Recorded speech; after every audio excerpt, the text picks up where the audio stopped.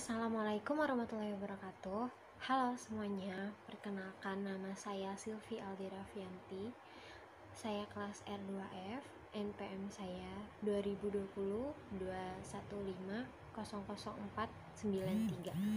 Pada kesempatan kali ini saya akan menceritakan bagaimana saya mengawali hobi saya dengan podcast atau yang lebih dikenal dengan menyuarakan perasaan, menyuarakan pikiran, menyuarakan isi hati, dan menyuarakan apapun yang pengen disuarakan, tetapi dalam konteks yang baik.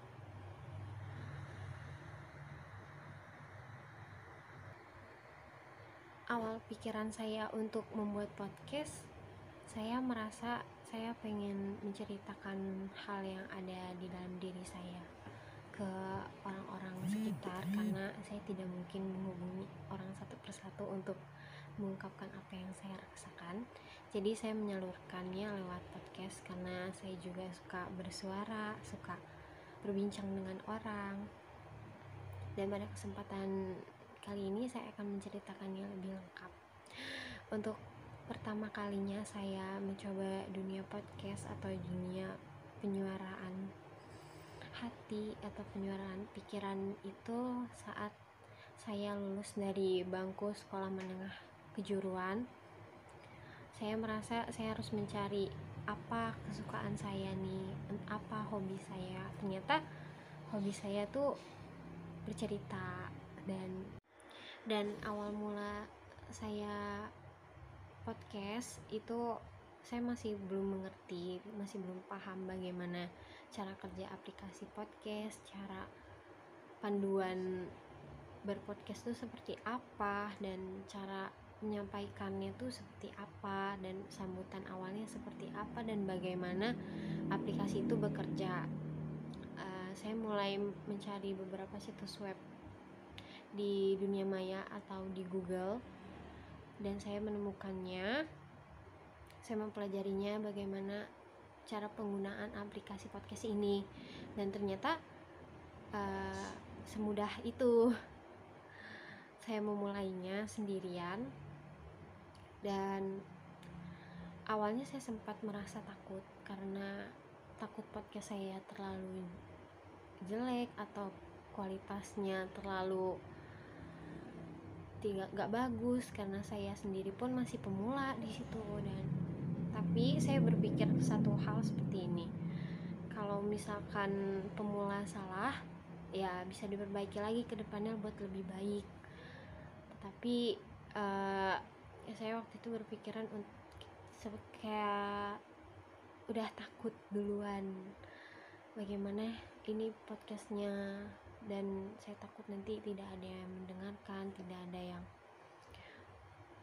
memberikan umpan balik dari podcast tersebut, dan banyak ketakutan yang saya pikirkan pada saat itu. Tetapi di satu sisi, kalau misalkan saya nggak melakukannya, kapan lagi dan bagaimana nantinya. Jadi apapun resikonya harus diambil. Jika mau mulai sesuatu hal, pasti ada risikonya. Jika untuk memulai satu hal, pasti ada risikonya yang bakal ditanggung, dan saya bakal menanggung risikonya. Saya memutuskan untuk memulainya pada saat itu, dan pada saat itu mendadak sekali, kayak saya harus rekaman hari itu juga, dan ternyata hasil rekaman yang saya dengar lumayan bagus, tapi saya belum tahu bagaimana orang lain kan.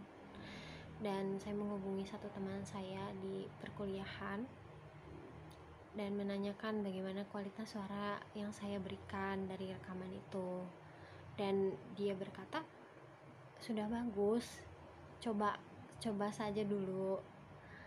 Kalau misalkan belum dicoba, belum tahu kayak gimana respon orang-orang tuh. Dan saya coba di episode pertama, saya sempat takut karena takut hasilnya mengecewakan, dan ternyata syukur alhamdulillah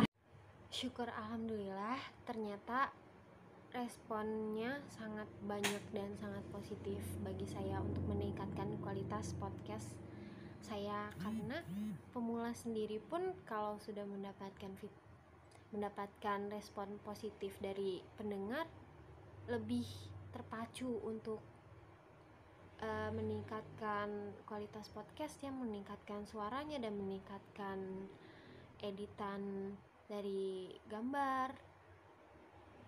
Saya sendiri sempat merasa takut lagi karena ini baru lingkup internal yang saya sharing mengenai podcast saya, dan saya ingin lagi mencoba lebih luas lingkupnya, dan saya memutuskan untuk mengunduh aplikasi Twitter, Instagram, dan banyak aplikasi lain untuk lebih menyebarluaskan podcast saya. Dan saya coba ke beberapa teman-teman saya di aplikasi tersebut, dan sesuai dengan harapan saya, mereka menyukainya dan mereka mendukung podcast saya untuk lebih maju ke depannya dan untuk lebih meningkatkan ceritanya seperti apa, kualitas gambarnya, kualitas suara, dan lain macamnya.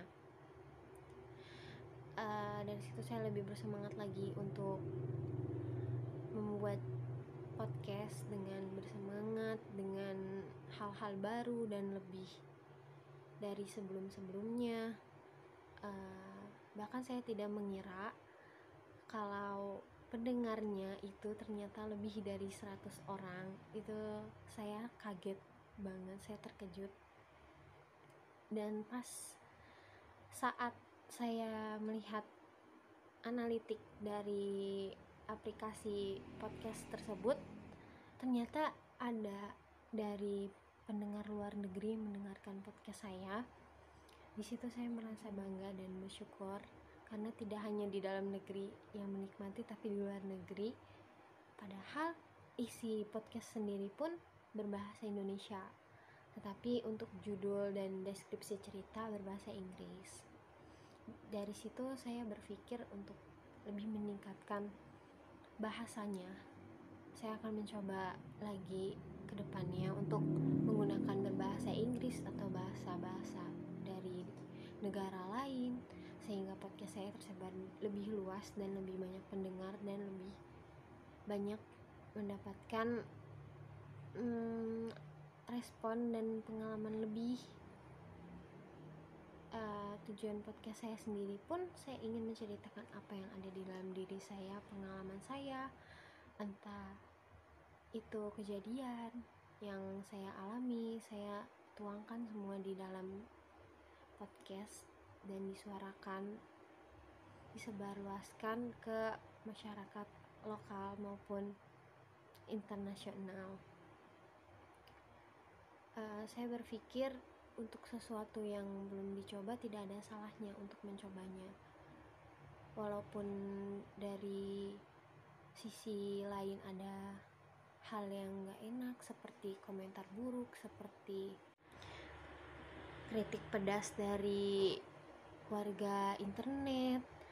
Tetapi dari situ saya belajar dan kembali lagi ke awal bahwa setiap melaksanakan sesuatu pasti ada resikonya, dan saya akan siap untuk mendapat resiko apapun dari hal yang saya lakukan. Selama itu hal baik untuk saya dan orang lain, saya akan bertanggung jawab sepenuhnya. Dan untuk kedepannya saya akan lebih meningkatkan kualitas cerita, suara, serta lebih banyak mengundang narasumber lain untuk bergabung di podcast saya. Dan saya harap podcast saya semakin berkembang. Sekarang sudah ada 12 episode dari podcast saya, dan saya akan masih melanjutkan podcast saya lebih jauh lagi dan lebih bervariasi, beragam pembahasan di sana, dan berbagai narasumber yang mungkin saja bisa saya undang, dan penikmatnya juga semakin lebih luas lagi, karena saya akan mempelajari lebih banyak lagi bahasa untuk meraih podcast kualitas teratas seperti podcaster ternama di aplikasi. Ada Kalintik Sendu, ada banyak lagi, dan saya harap saya bisa mencapai ke titik itu. Baik, sekian dari cerita saya, dan sekalian saya promosi podcast saya itu berjudul Talk With Me, atau bisa dicari di aplikasi Spotify #TalkWithMe. Nanti di sana ada profil saya dan banyak episode-episode yang saya sajikan. Oleh karena itu, jangan lupa untuk mendengarkan podcast saya di aplikasi Spotify. Linknya akan saya taruh di deskripsi. Terima kasih atas perhatiannya sudah mendengarkan cerita saya. Kurang lebihnya mohon maaf. Wassalamualaikum warahmatullahi wabarakatuh.